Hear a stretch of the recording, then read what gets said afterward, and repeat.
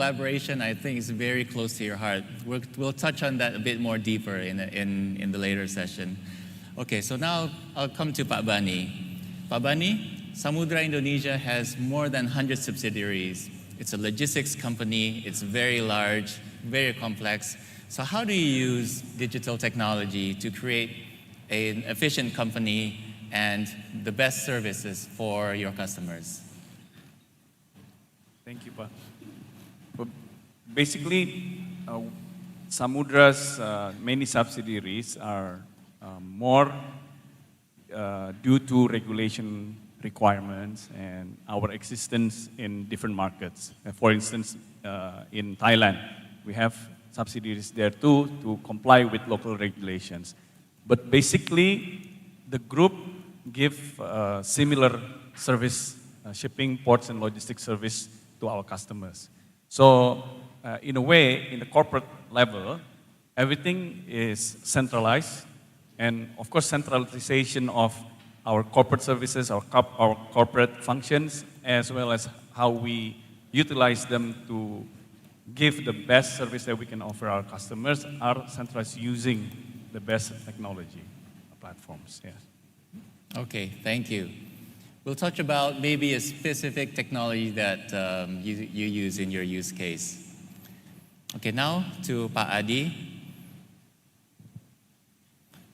As the first private satellite company in Indonesia, what do you think that the future holds for the industry, for the space industry? And what are the opportunities for Indonesia to leverage on this technology going forward? Well, that's a big question. But basically, the communication satellite today in Indonesia is quite mature. Currently, Indonesia, between PSN and PT Telkom, we already provided close to 400 gigabits per second of capacity over Indonesia. That means that anybody else who have very small terminals will access 400 gigabits per second. For a country the size of Indonesia and the archipelago, for the current year and the next 3-5 years, that's probably enough. And we still have foreigner coming in as well. Price is now becoming almost like commodities. I've been in this business 50 years. I've seen them price dropped drastically. And also what we see, space today is not something scary. Today, worldwide government is investing more than $200 billion per year in accessing space. That's only US, Europe, China, India. So, and also the private sector that was just checked yesterday, what the market capitalizations of space is approximately $11 trillion today. It's a big business. What we've seen in the last 50 years in Indonesia is connectivity, like Afrikam said and everybody else, and we use that to connect. But beyond that, there are many things that you have daily use you don't realize. You use your Google, you use your Waze, you use your weather. All are space-based IT, AI. Now, PSN is pushing forward far beyond what I call the classical communications. We're actually trying to launch a rocket next year in August, touching the sky from Indonesia. It's now agreed with the government of Indonesia, and also in 2027 we will have a spaceport in Biak. So these are things we're doing, and we are also developing indigenous satellite capacity, and that allows Indonesia to have its sovereign system, and you will see many things that you have not seen available to you in the business, both in connectivity, communications, AI, also logistics that's coming up maybe in the next 2 years. It will change the way we do things, the way change to do things. The investment is large. The investment is not something simple, but the benefit is much more. A spaceport in Asia by Deloitte will give a $200 million business a year. It's not a small thing, and investment is not very large. Indonesia now have signed 2 letters of intent to have their rockets to be launched in 2027 in Indonesia. So we're moving ahead. So space is something will help evolve the Indonesian economy to be more efficient, easier to digest, and the cost will drop. So please just wait, and we will let you know how you have to adapt your business to this new things that are coming up fast. Okay. Adi, I'm just staying with you. So there's a clearly huge opportunity for the space industry in Indonesia. So how do you think that we can ignite, more players so that, in this industry? Yes, I think in many countries in the world, the government has released the restriction of space to the private sectors. The US now is one of them, but India, it's very, very simple. There are now hundreds space startups in India. Maybe 2-3 years ago, the government of India has changed its policy that from Indian Space Research Organization, ISRO, to go to InSpace. And there is 20,000 talented space-related people in India. When they open up the startup, there's now hundreds. And the cost just dropped like a rock. China is still doing that, but still quite restrictive. India now is, I call it wild space in that sense. America has been doing that. So we are now following a certain path and also working just a little bit secret. PSN also invested in companies outside Indonesia to make sure it has the next generation's technology. And we have looked closely with India, in China, and also in Europe. We're kind of a little bit afraid of US because of their situations where they require what they call end user certificate, meaning you have to tell them what you're using their goods are. So these are things that will allow this happen. And we hope in Indonesia there are going to be more and more people interested in going into the aerospace industry. It looks like far-fetched, but it's a big business. It's not a small business. Yeah. PSN has invested close to $1.4 billion in space as of today. We have 3 spacecraft up there, and we will be we have launched 6 LEO satellite, and not many people knows that, but we've been probing that. We launched it from New Zealand in Mahaya, and we will keep launching in 2026, 2027. But now we're asking the young generations of Indonesia, this is an open field. It's basically blue ocean, and not many people is looking at. And we found out that Indonesia can do it. We have now about 500 engineers in our company who's just working on space, and we start disseminating this to the other young generation outside the company. So we want them to come up, and Indonesia, space is a new economy which we need to get there. Thank you. Thank you so much, Padi, sharing your views. Okay, so now let's deep dive in a bit more specific technology. Let's talk about artificial intelligence. Artificial intelligence is in almost every other conversation, and I'm pretty sure that all of you have implemented AI in one way or another. So I'll start with Pak Vikram. So how are your use cases of AI in the telecoms sector, and how do you see that it will propel your company going forward? Let me start by sharing my personal real story and experience. I was in Las Vegas with the top US CEOs. I was invited by Google. I was in a CEO circle. During the breakfast, the whole whisper on the room was AI is everywhere other than PNL. This is how the breakfast conversation started. But within 1 hour, I think at least I learned that countries who have started early and who have the right design principle, and also companies, they are seeing value of AI in their P&L. Talking about Indosat, after merger, once we got the scale, we had 100 million customer. In the capital market day, we made a bold statement. We articulated our AI North Star. It has 3 pillars. The first pillar was that as Indosat, we want to become an AI native telco. Let me tell you, we have been in this journey for close to 14 months. It takes a little bit of time. You have to get the data model trained. You have to have the right design principle. But I'll give you 2 examples. One, we spend around $750 to $800 million capex every year.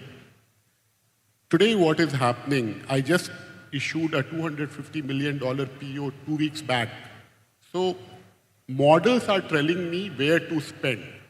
So we were able to decide on 25 million, where my team said the ROI is 4 years, but the data and model was telling it will take you 9 years.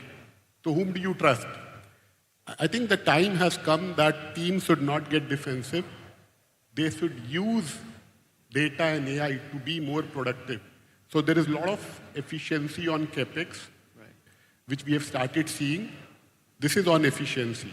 But what excites us is on growth. We have close to 50 million monthly active app users. This year for the industry has been very challenging.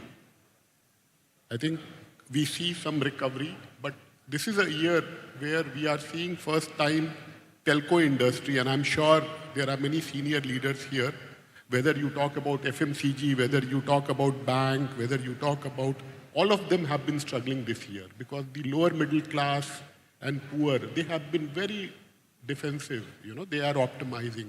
In spite of that, we have been able to grow our ARPU just because of hyper-personalization.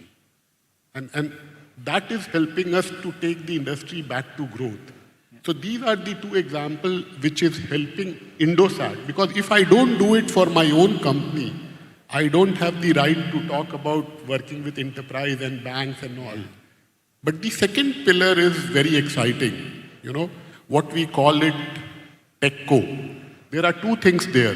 One is the AI factory and second is security. On AI factory, last year we started our journey. For you to start the factory, you need to have the supercompute. We started with L450.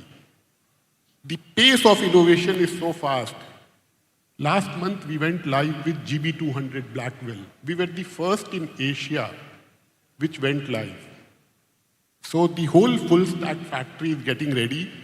I'm very sure today we have close to 28, 29 customers. Domestic, we have some regional, global model builder, which is shaping up well. The third pillar which we spoke about, we want, as Indosat, we want to enable Indonesia not just to be seen as a consumption country. When you talk about Indonesia, when you sit on Silicon Valley, they look at Indonesia just as a consumption. We want Indonesia to be seen as an infra country, a creator country. So that is why we have put the AI factory, and we have everything. I said that. We have very competitive rate on power. We have water. We have land. What we need is to invest on human talent. There's a lot of work which needs to happen, and that is the journey. But the other thing which we have started is Sahabat, which is our own large language model.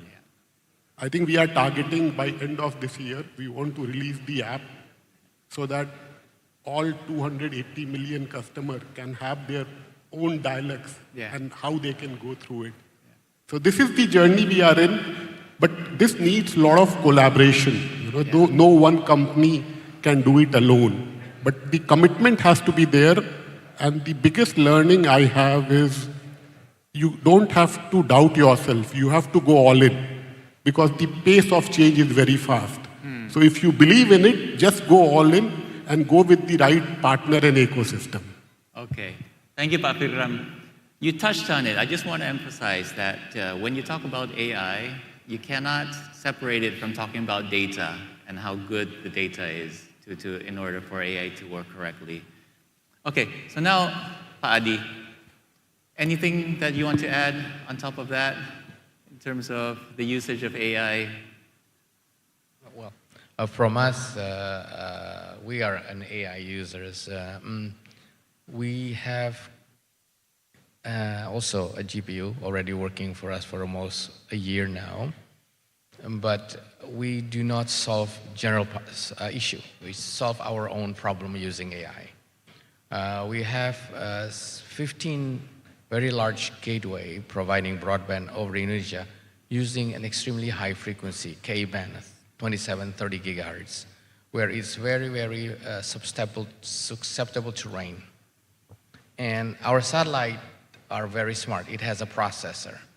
So it can move traffic by rearranging the satellite when one of the big stations get hit by rain.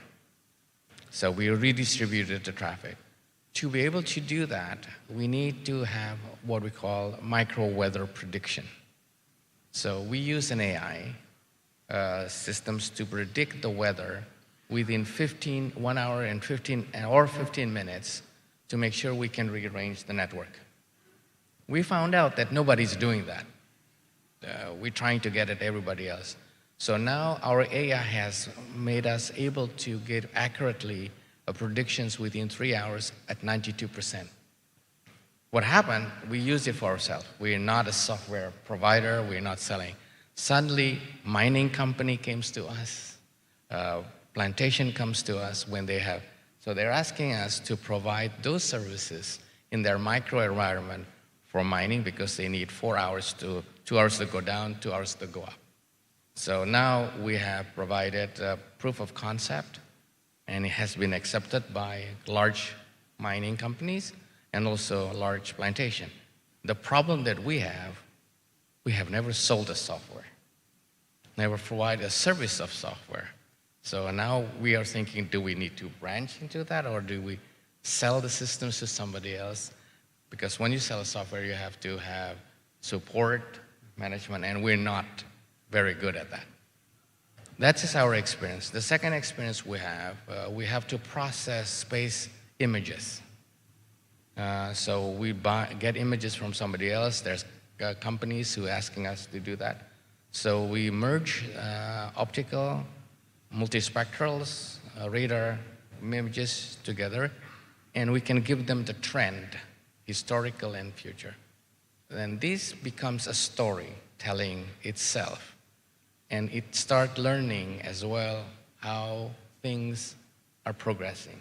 You can see whether constructions is right or not. There was one case a long time ago when they had a problem with base stations being developed by Bharti, and it's very difficult to understand where this base station has been,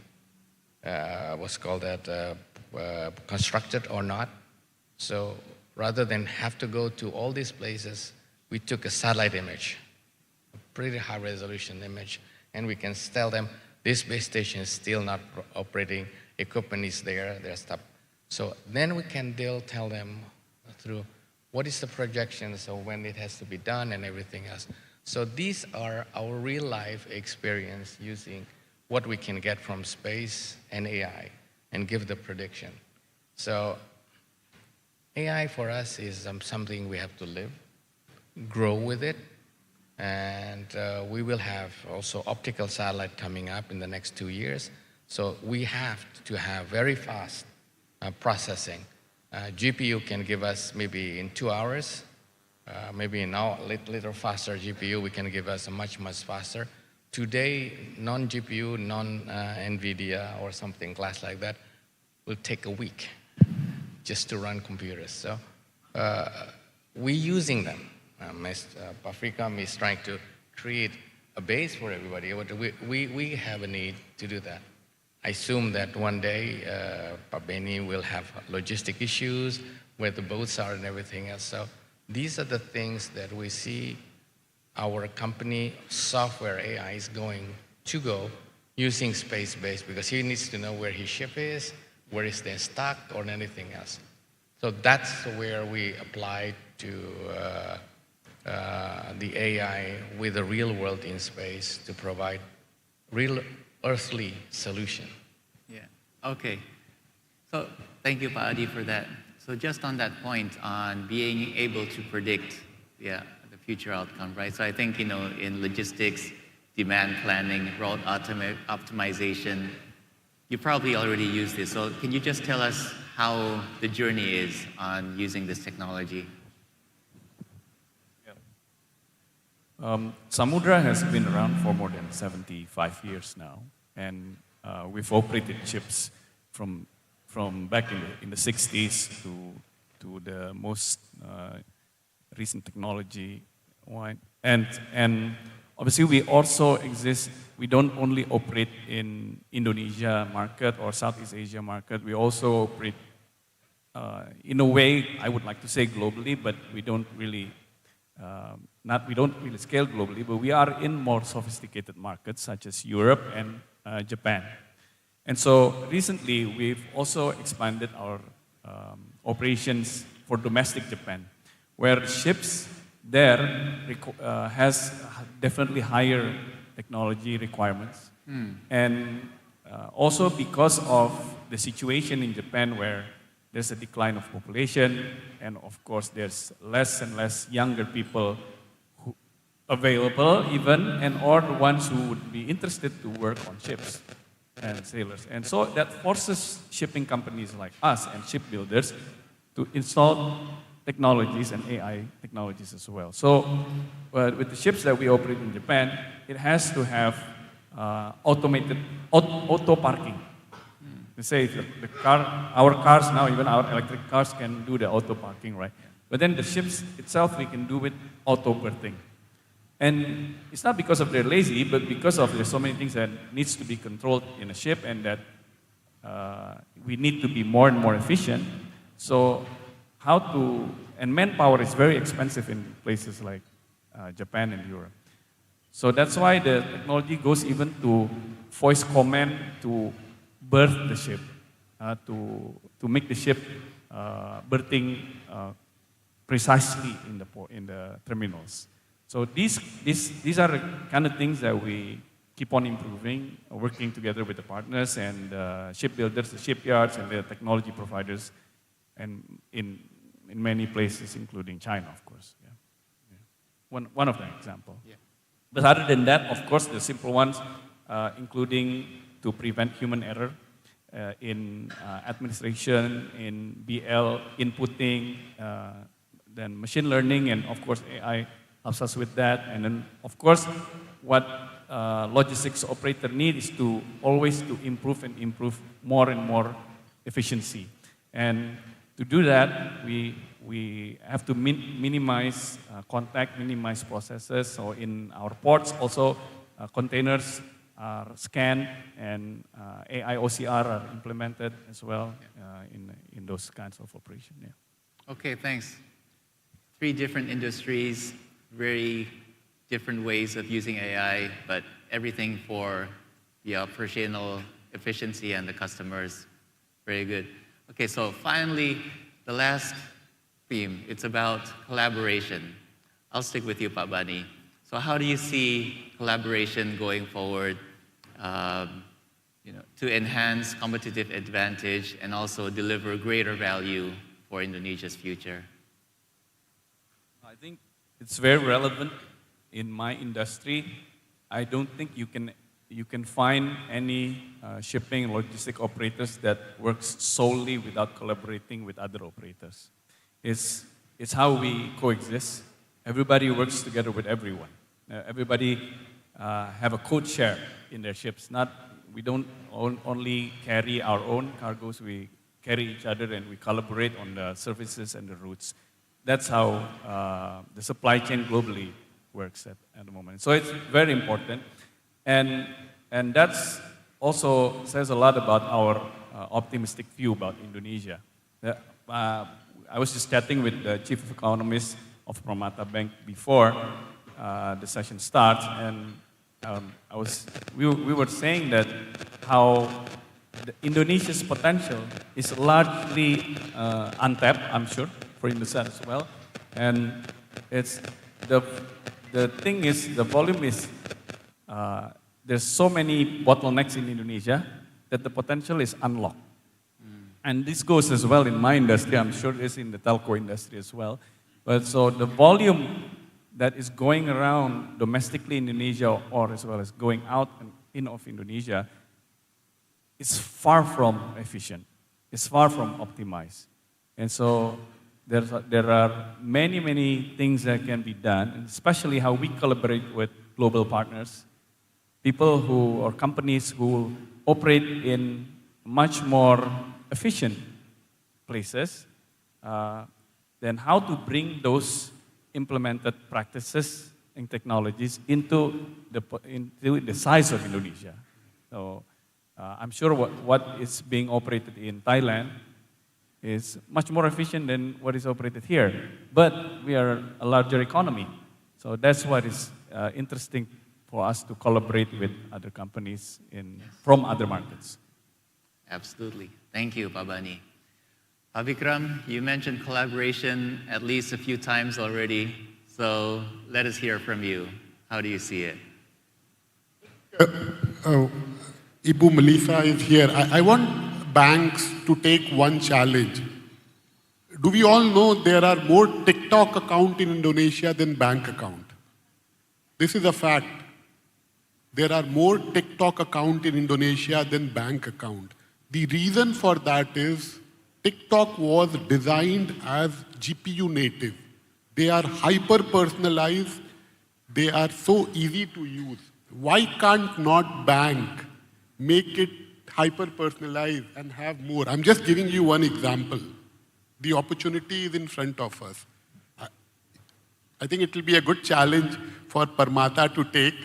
How do we make sure we make it easy? How do we make sure we make it simple? The other thing I want to highlight, which I was personally touched, I took a red-eye flight to Jayapura, 5 hours within Indonesia, and we were opening up a experience center there. I met a doctor from Jayapura who was so happy. We just gave them compute in a small edge data center to train their data. The doctor from Jayapura, he was telling that, Vikram, I will be 100% sure now that my patient is having dengue or typhoid. It is not easy. His success rate was 60%. Just by getting this compute intelligence, he can be 100, and that can save life. So the power and opportunity is immense, and we can only unlock the full potential when we all collaborate. So for us, Indonesia has this DNA of gotong royong. You go to the villages of Indonesia, how people selflessly come together for the larger purpose to help each other. So I think it is in the DNA of Indonesia, Indonesian, and we should really collaborate to unlock the full potential. We saw that 8% GDP growth. Yeah. I think it is good to have ambition, but it is very important to have very execution focus, and AI and technology can help us go there.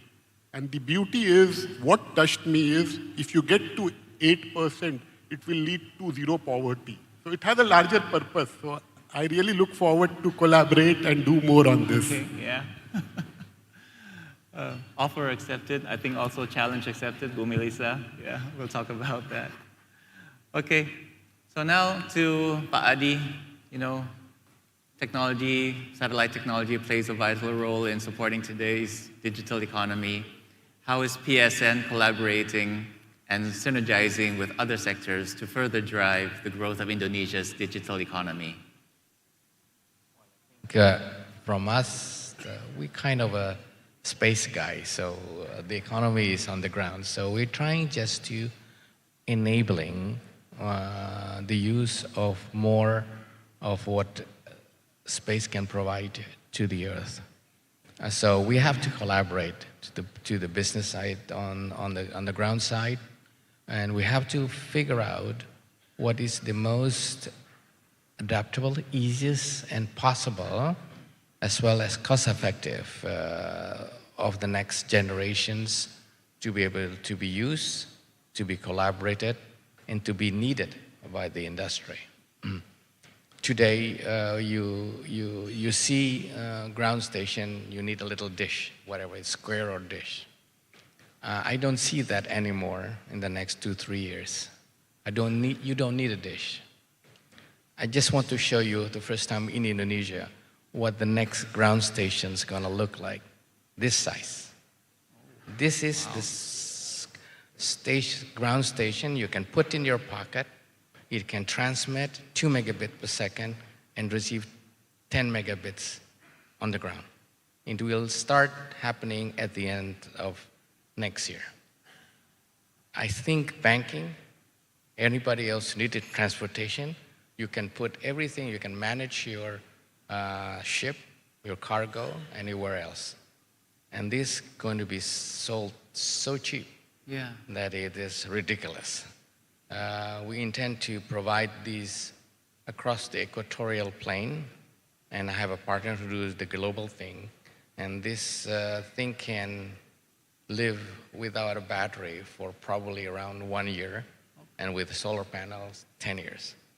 The thinking is very simple. You use this, there is a lot of people going to direct device. A cell phone is expensive. Cell phone is costing hundreds of dollars. We think this is going to cost you $10. Sorry, Pak Adi, what do you call this device? We call this, it's actually a satellite terminal. It's a satellite terminal that you see in the, this is it. And this is the first time I show it to the world. Okay. Okay, we've been working with our partner for 2 years. We intend to allow you to send data per hour or 3 times a day, or if you ship, you can send more, in the less than $100 a year. Not a day, not a month, and depending on what form. So you can put it on your tree, you can put it on your ship, you can manage your engine, you can manage this. We have been requested by many car companies in the world to put this one inside their car, especially like John Deere, so they can manage the, what's called that, fleet conditions of this. But I can see this for a bank. You don't need a DDC. And if you go to an airplane, you have a private jet, it costs you $18,000 per month to have an internet. This one you can put in your pocket, and you can have your private internet. It is not intended to be cheap as well for the internet, but it's intended to be able to provide services to collaborate with people. So I have now a team working on the platform. What do you do with this? It's game-changing. It will only be 2 countries that will have this for the next 5 years, the US and us. So please use it. Think about what you can think, and we're ready to collaborate. And behind this, you get your data, and behind this, you have your AI. Collecting the data is a must for AI. How do you collect the data? And the data is a secret. That's the most precious thing that you will have. You will not share your data with anybody else. You don't want to have somebody else. You don't want a service. You want your own data. This allows you to have your own data, and every ship's your performance. And if you have what's called that, a container, you can put this in each container where they are, what you're trying. Yeah. So that's the intention. It will be available starting end of 2026, covering globally in 2027. So that's basically what I like to share with you. So we're open to collaborate. Yeah. Just think this is in your pocket. Do whatever you need to do. Sounds like a plan. Thank you, Pak Adi. So I think we need to wrap up now. I'm sticking still with Pak Adi. So any closing remarks from you just to wrap up the session? We talked about collaboration, AI, the digital transformation outlook. Just some closing remarks.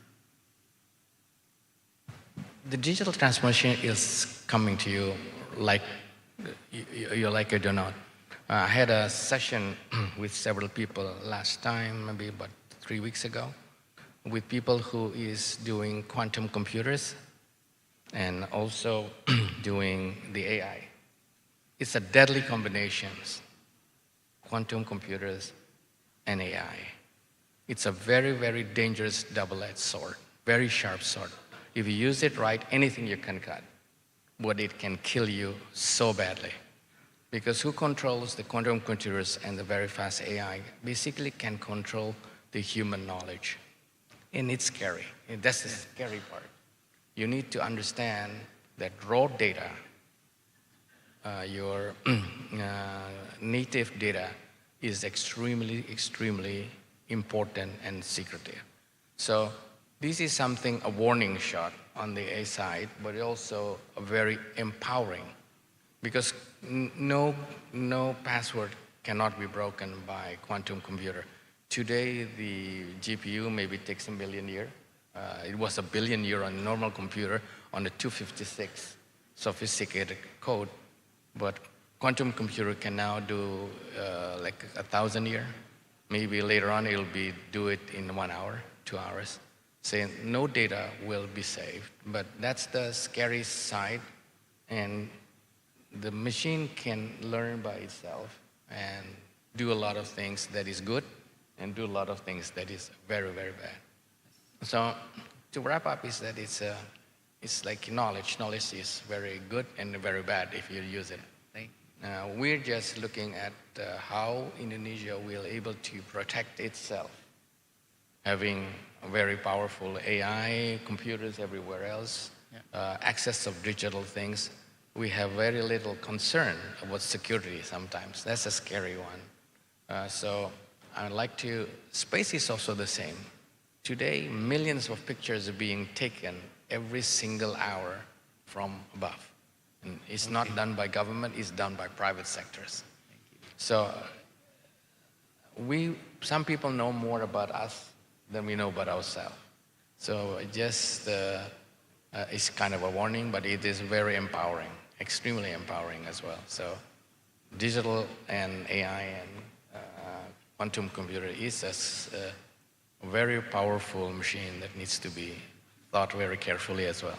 Thank you. Thank you, Pak Adi. Pak Bani, any closing remarks from you? I think on the topic of having an outlook of 2026 and going forward, I think for us, we are extremely optimistic because the extreme example is in the pandemic itself, where the world stops, where we all stop, we stay in our homes, the supply chain does not. And actually it peaked, and it has proven with that. So going forward, it's only going to be, there's going to be more and more trade, even with the tariff war and everything. This is only just a negotiation thing that's going on, but that's why you will see the global shipping companies, everyone is building new ships, everyone's ordering new builds, and obviously you cannot stay put without implementing the new technologies. If you stay behind, you will die. If you keep on using old tonnage, then you will not be able to exist in the future. Right. So for us, is implementing technology, AI is very essential to survive in the future, and the future is definitely there, the volume is there, the trade is always going to be there, then we will have to change with the technology to exist in the future. Thank you. Thank you so much, Pak Bani. And now finally, Pak Vikram, you started it, now you have to close it. I will say three things I'll say. One, I think what we all need at this point of time is growth. So let's use AI for growth, AI for customer love. And these two things will only happen when we invest on our human capital for helping them unlock the full potential. So that is what my 2 cents will be. And I also want to compliment Ibu Melissa and Permata Bank. They have been a great partner not only for companies like Indosat, they support all my distributor channel. You know, I have close to 2,000 big ones, small one, and this is the kind of collaboration we need to drive growth together. So thank you, Ibu. Okay, thank you. So thank you once again, Pak Fikram, Pak Adi, Pak Bani. Thank you, ladies and gentlemen. Thank you very much again, Pak Mikhail, Pak Vikram, Pak Adi, and Pak Bani for your insightful sessions and contributions. After this, we kindly ask you to follow our team who will lead you to our photo booth for a group photo and token of appreciation. Thank you very much. Once again, big round of applause, everyone, for our first panel of speakers for today. Thank you once again. And now it's time to begin our second panel of discussion, where we are going to further explore the theme of driving resilient growth through sustainability. Again, we are privileged to have with us another distinguished panel of speakers, and allow me to introduce them as well. Dr. Kopsak Putrakul, Director and Senior Executive Vice President, Bangkok Bank. Kopsak Putrakul is the Corporate Secretary, Executive Director, and Senior EVP at Bangkok Bank.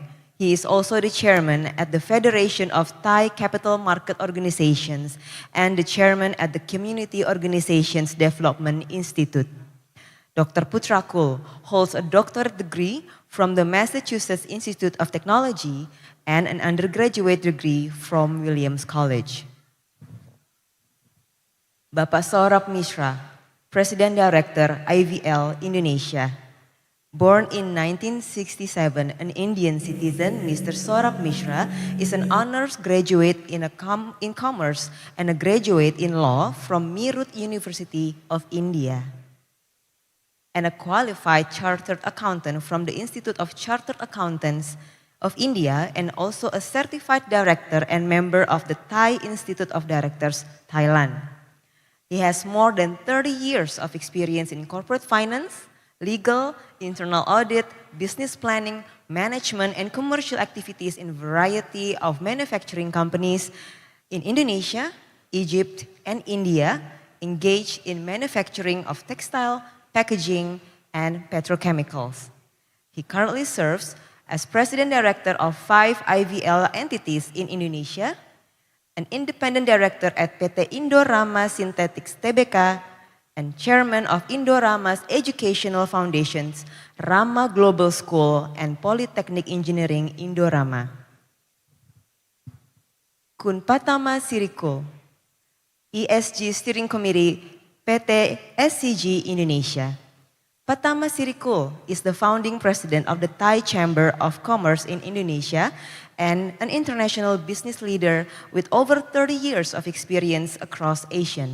She has led SCG's businesses in Indonesia, Malaysia, Cambodia, Laos, and Vietnam. And today, she champions sustainability as head of the ESG Symposium Indonesia. And also to lead today's discussion and facilitate the insightful conversation ahead, please welcome our moderator, Ibu Catherine Grace, Chief Corporate Affairs and Sustainability, Permata Bank. Kindly join me on stage, Ibu Grace, Dr. Kopsak, Bapak Mishra, and Kun Patama. Ladies and gentlemen, the stage are yours.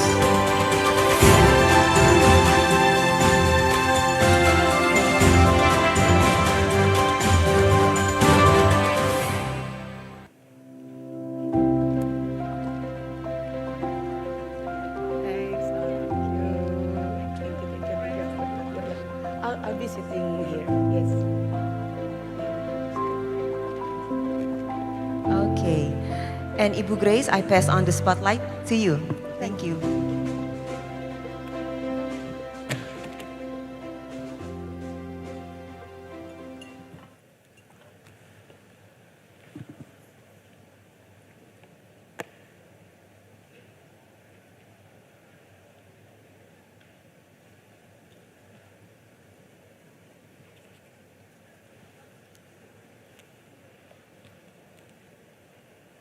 Yes, good morning, ladies and gentlemen. Thank you to our previous panel for the insightful discussion on digital transformation and its impact on the Indonesia digital economy. Building on that conversation, in this next session we turn our attention to another key driver of our future growth, which is sustainability. I'm honored to moderate panel discussion 2 of the Permata Bank's Economic Outlook 2026, titled Driving Resilient Growth Through Sustainability. In this panel, we will explore how sustainability can become a strategic advantage, enabling business to grow responsibly, strengthen resilience, and create lasting value for the future. This session will delve into real-world practices of business in integrating sustainability and ESG principles into business strategies. This panel will explore how green transformation can create economic value while supporting the low-carbon development agenda. Let us begin our discussion by inviting each panelist to share their perspective on the key challenges and strategies in advancing sustainability within their respective sector. We are truly honored to have 3 distinguished speakers today. Very good morning, Kun Patama, Mr. Misra, and Dr. Kovsak. It's representing organization with strong sustainability commitments and implementation. To help us better understanding on the context of their sustainability journey, we will begin with a brief presentation from Kun Patama Circle of SCG Indonesia and follow with Mr. Sorab Misra of Indorama Ventures. So the floor is yours, Kun Patama. Thank you. Good morning, สวัสดีค่ะ everyone. It's my great honor having a chance to be here joining the Economic Forum 2026 of Permata Bank, especially in this panel that we are going to share about sustainability, in which is very important for everyone. So let me introduce my company a little bit so you know our journey of sustainability. For SCG, we are the industrial conglomerate established since 1913 by the King Rama VI in order to become the first cement factory in Thailand. From there until now, we diversify our business to cover many of the industry. Then here in Indonesia, we are here since 1992. Okay. And right now, we have 38 subsidiaries in Indonesia. Our business in Indonesia, starting from cement, building materials, decorative materials like Kaya, ceramics, or distribution that you may know, Mitra Sepulu and Depo Bangunan. For SCG packaging, we have Faja paper and corrugated carton. SCG chemical, we joint venture here with Chandra Asri Pacific. And we also have logistic companies in here. Our business purpose, so all these, right? We are 112 years old company. So our journey can reflect our long-term commitment on sustainability. And right now, our business purpose of SCG is inclusive green growth. Inclusive means we include everyone, all the stakeholders, all together in order to go green. So we develop the product and services which is green, and then we grow together. So that's all about SCG, inclusive green growth. Thank you. Wow, it's very interesting. We will look forward to hear more on SCG. Yeah, thank you. Mr. Misra, can you also elaborate on Indorama? Thank you, Bu Grace. Good morning, everyone. Thank you, Bank Permata, for giving this opportunity. So, at first, I introduce Indorama. Indorama is started in Indonesia, and this year is special. We completed our 50 years in this month itself. Is extended arm in Thailand, Indorama Ventures, which is petrochemical based. also listed in Thai Stock Exchange, completing 35 years